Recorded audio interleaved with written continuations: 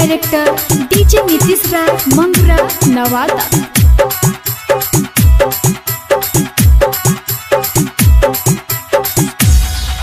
फरकवा वाला फरकवा की न दिल कौगे छौरी तू तो गलही बाबा धाम।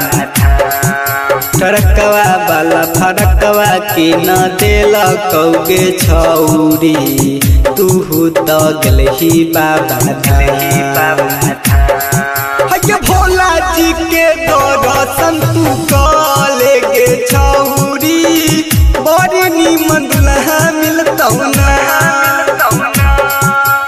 भोला जी के दर्शन तू कले गे छौरी बड़ी नीमन दुल्हा मिलतौ ना। फरकवा वाला फरकवा की न दिल कौगे छौरी तू तो गलही बाबा धाम। भोला जी के दर्शन तू कले गे छौरी बड़ी नीमन दुल्हा मिलतौ ना। भोला जी के दर्शन तू कले गे छौरी बड़ी नीमन दुल्हा मिलतौ ना।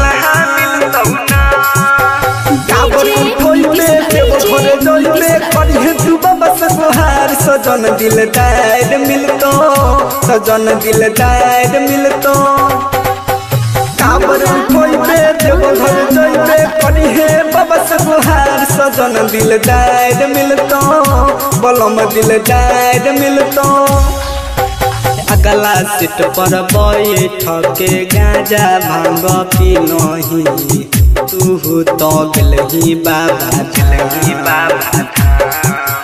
अगला सीट पर बैठ के गांजा भांग पी नहीं तू तो गलही बाबा धाम। भोला जी के दर्शन तू कले गे छौरी बड़ी नीमन दुल्हा मिलतौ ना। भोला जी के दर्शन तू कले गे छौरी बड़ी नीमन दुल्हा मिलतौ ना।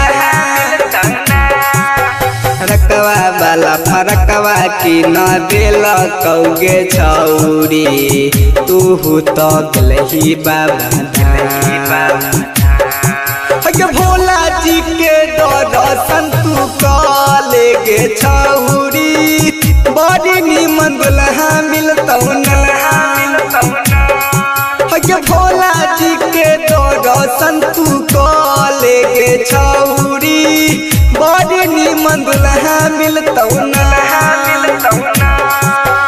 दर्शन करिहे जलवा ढालिहे भोला तो सुनिहे तुहार। सजन दिलदार मिलतो सजन दिलदार मिलतो दर्शन करिहे जलवा ढालिहे भोला तो सुनिहे तुहार। सजन दिलदार मिलतो सजन दिलदार मिलतो राइटर दीपक शिशुपाल आदित्य वैशाली ओहो तो गेलौ बाबा धाम। राइटर दीपक शिशुपाल आदित्य वैशाली ओहो तो गेलौ बाबा धाम। भोला जी के दर्शन तू कले गे छौरी बड़ी नीमन दुल्हा मिलतौ ना। भोला जी के दर्शन तू कले गे छौरी बड़ी नीमन दुल्हा मिलतौ ना। फरकवा वाला फरकवा की न दिल कौगे छौरी तू तो गलही बाबा धाम। भोला जी के दर्शन तू कले गे छौरी बड़ी नीमन दुल्हा मिलतौ ना। भोला जी के दर्शन तू कले गे छौरी बड़ी नीमन दुल्हा मिलतौ ना। Vaishali recording studio Madhopur. Contact number 7352।